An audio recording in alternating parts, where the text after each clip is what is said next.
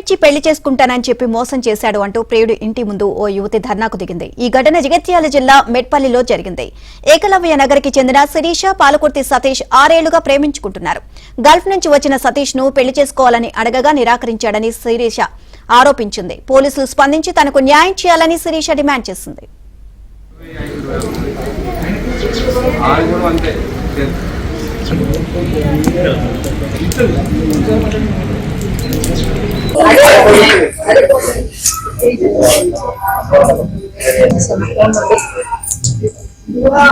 Sir Palakurthi Satish అతని పేరు, నేను లవేష్ అతని పేరు.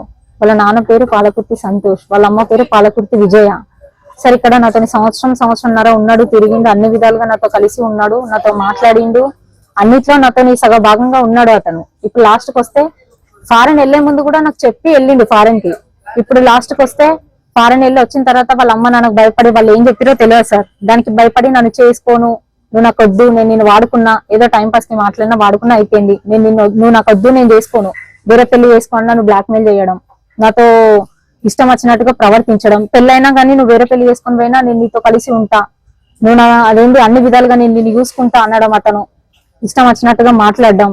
సార్ నాకు ఎంగేజ్మెంట్ అయింది, మళ్ళీ ఎంగేజ్మెంట్ అయినా కానీ క్యాన్సిల్ చేసుకొని నేను ఉండగా ఎందుకు ఎంగేజ్మెంట్ చేసుకుంటున్నావు అని మాట్లాడిండు. ఎన్ని సంబంధాలు వచ్చినా క్యాన్సిల్ చేసుకో అన్నాడు, క్యాన్సిల్ చేసుకున్నా. ఇప్పుడు లాస్ట్కి వస్తే చేసుకోండి అంటున్నాడు సార్. నాకైతే ఎవరు రారు, నాకు నాన్న లేడు నన్ను చేసుకోవడానికి. చేస్తే మీరే న్యాయం చేయాలి. పోలీస్ స్టేషన్ లో కంప్లైంట్ ఇచ్చిన, ఎవరు పట్టించుకుంటలేరు పోలీసు వాళ్ళు కూడా.